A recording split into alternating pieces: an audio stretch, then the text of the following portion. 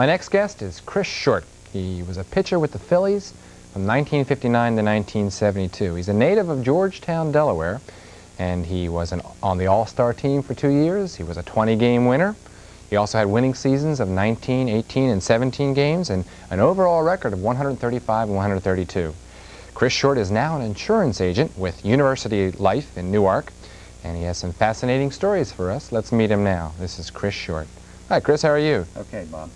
Chris, I'm not going to throw you any curves. We'll try to keep this on the straight and narrow. But let me ask you a couple questions. How did you first become interested in baseball? Well, it goes back quite a few years, probably to the time I was about 9 or 10 years old, living in Cambridge, Massachusetts. I used to play in the commons up there with guys who were quite a bit older than I was, and I just became interested in it and went from there.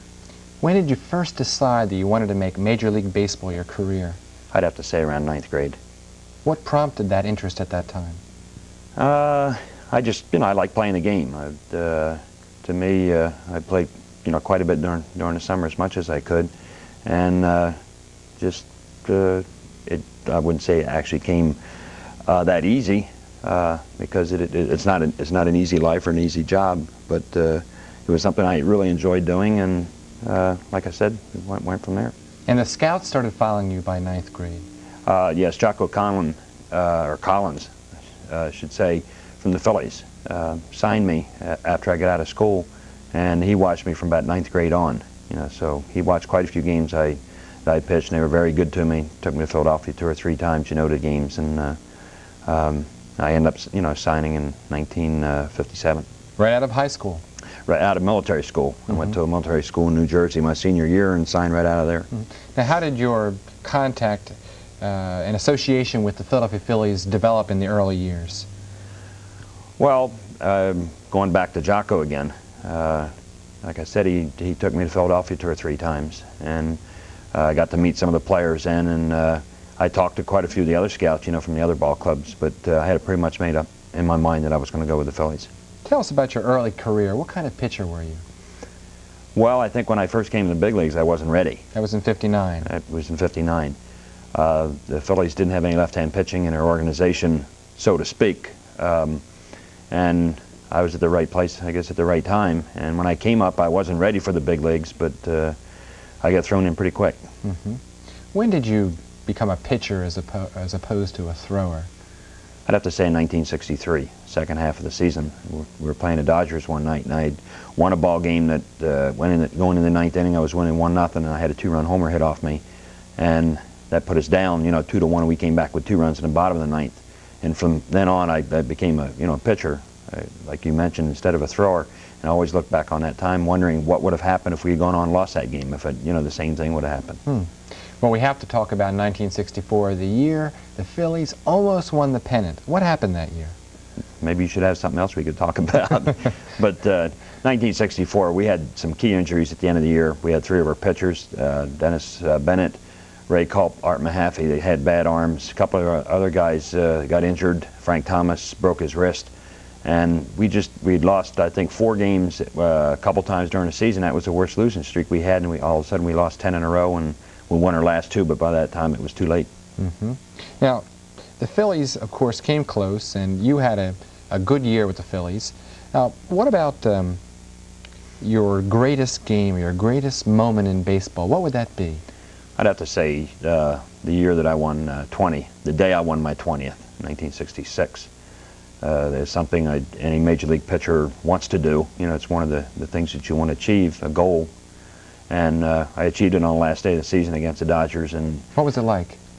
Well, it's tough to explain, what the feeling was like. I know somebody took a picture as soon as it was the 3rd out, it was a fly ball to right field, and I threw both arms up in the air when the ball was caught.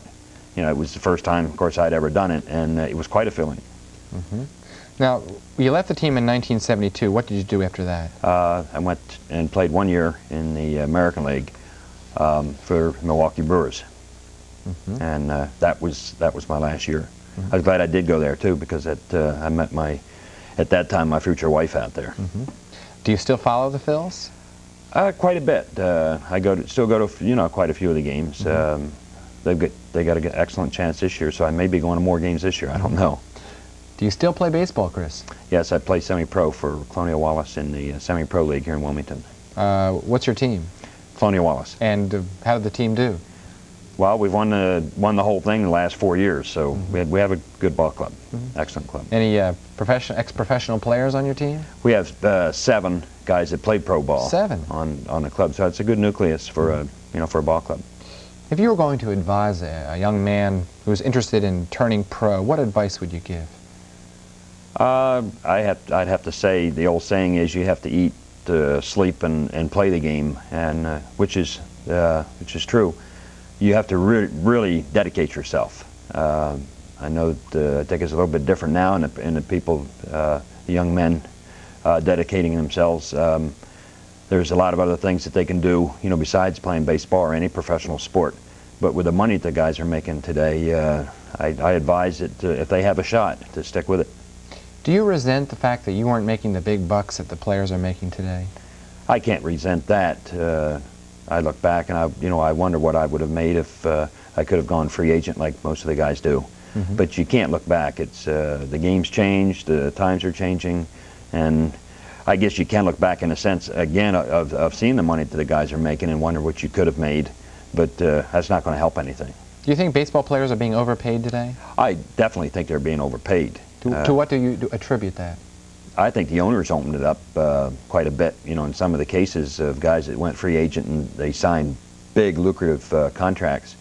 Guys that were really, they were good ball players, but they weren't superstars, and they just gave them the world, and the owners brought a lot of it on themselves. Really, Carpenter didn't like that, did he? No, there was a couple things that happened, and finally he got out of the game, because of it, because of the way the salaries are opening up, and I don't blame him. I don't blame the player for getting the money if he can get it. It's more power to him. You're not going to say I don't think I'm worth it. But he got out of the game, and I think he got out the right time because it was really hurting him deep down inside. As an owner, how would you rate Ruly Carpenter? I think he was an excellent owner, even though he wasn't the owner of the club. When I was there, his father Bob was the owner. But really got along with most of the players. He'd go down on the field, and he was a baseball player himself. I know he pitched at Yale and had a good career up there. So he was, a lot of the players really liked him. He got along with them fine. Do you think there's a drug problem in Major League sports today? Oh, definitely. Why is that? Well, a lot of the guys, they have a lot of money, they got a lot of free time, to themselves, and it's a shame. It really is when you hear these guys, football or baseball, whoever it is, that are on drugs. It's a shame that they have to get involved in something like that because they can't do anything but hurt them. Has football replaced baseball as Americans' national pastime? I don't think so, Bob. You hear that sometimes, but I have to say that baseball, they're getting more fans every year, and they did have the problem a couple years ago, when they had the strike, which is going to hurt any sport like it did football. Yes. There's a lot of people that are down on the strike, but it doesn't take them too long to forget it. Well, thanks, Chris Short, for coming on Focus Delaware. Thank you, Bob. You stick around?